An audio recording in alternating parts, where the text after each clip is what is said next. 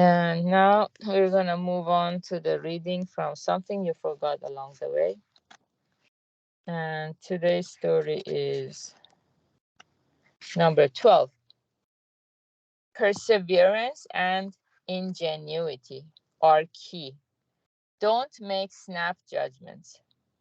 Ohashi Soke, 1555 to 1634 of Kyoto, always excelled at the game of shogi, which is similar to chess. He became the first grandmaster by going to Edo and defeating the monk Hon Imbo Sansa, a celebrated master of the game, in the presence of the shogun. As the game proceeded, Sansa made one brilliant move after another until it seemed apparent to the spectators that Soke was doomed. The only question in their minds was how soon he would throw in the towel.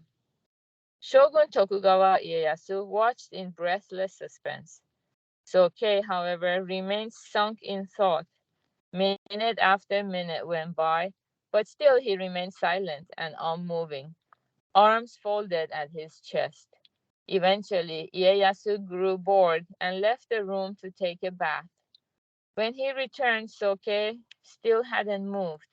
Deciding he'd had enough, Ieyasu ordered the game suspended until the following day and got up to leave. One moment, if you please. Still staring at the board, Soke calmly stopped the shogun. Then he reached out and swiftly executed a move of such surpassing brilliance that Sansa could only gnash his teeth, defeated.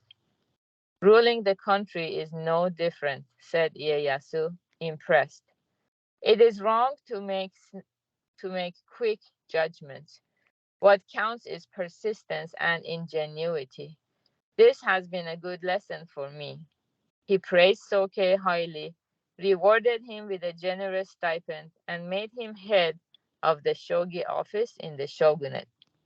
U.S. railroad magnate E.H. Harriman, 1848 to 1909, once lamented, "Much good work is lost for the lack of a little more. A lump of coal is transformed into a sparkling diamond only by standing up to the pressure of the earth for tens of thousands of years. What then are 20 or 30 years of endurance for those who would attain their long cherished dream of ultimate happiness? In any endeavor, years of ingenuity, determination, and patience are essential to achieve glory." Okay, very good. So this is today's story, and yeah. So don't make snap judgments, no matter how defeated a situation or a person might feel, how doomed the situation might be. Things can change in an instant. Yes, usually we talk about impermanence, and people only imagine like the bad situations, like in an instant the tsunami came and destroyed the whole village, or in an instant the wildfire just began to spread everywhere from a little tiny spark. It just happened suddenly. But actually, good things happen like that too, like we read in the story. While we are dormant and nothing seems to be working or happening, for sure things are happening invisible to the eyes at a molecular level. Um, yeah, at the molecular level. Somehow the bad examples come to my mind at this point to prove the point. But there is a time bomb like in everything. Um, yeah, molecularly, at the molecular level, things are changing. We just don't see it. So, sometimes like we heard, what was it, the condominium collapse in Florida. So that kind of molecular transformation that's invisible to the eyes, the same thing happens in good things too. It's not only in the bad things. So in the news, they only talk about the bad things. But the same kind of instantaneous change from a second to the next second, continually it's happening, good or bad. So if we become more and more aware of it, then we can cherish every second, every minute, every breath we inhale and exhale. We can utilize it towards happiness, our own true happiness and the true happiness of other people. So yeah, so we don't need to make quick judgments.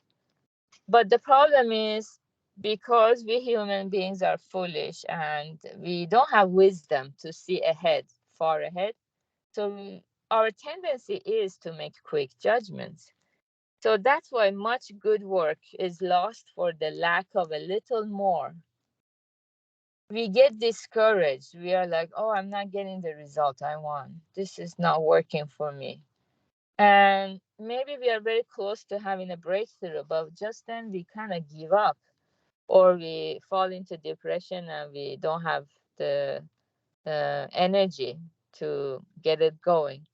But if we are constantly listening to Buddhism and this kind of daily recitation meditation practice, so constantly we get reminded of the importance of every moment, every opportunity, because all of these little things, they add up before they can have that brilliant, magnificent, instrumental change.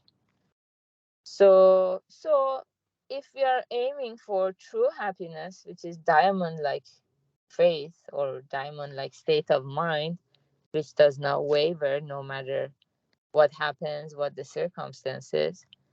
So if that's what we want, and we have been seeking it since eons ago, each time, each lifetime, we kind of got distracted by so many things on our path and we went astray. So, what then are 20 or 30 years of endurance for those who would attain their long cherished dream of ultimate happiness?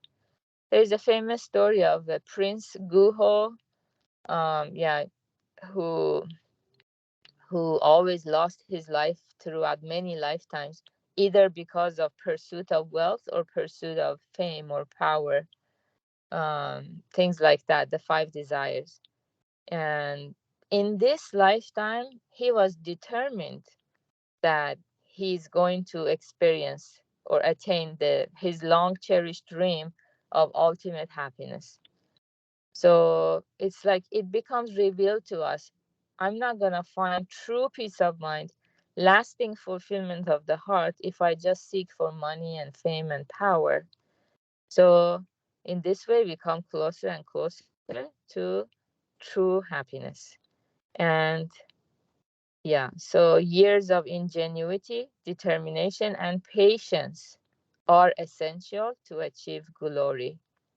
Obviously, this practice is helping us, plus the daily cleaning and decluttering. So, good job, everyone, for starting the day so beautifully in this Sangha, having kind of a double checking our destination. What is our goal today?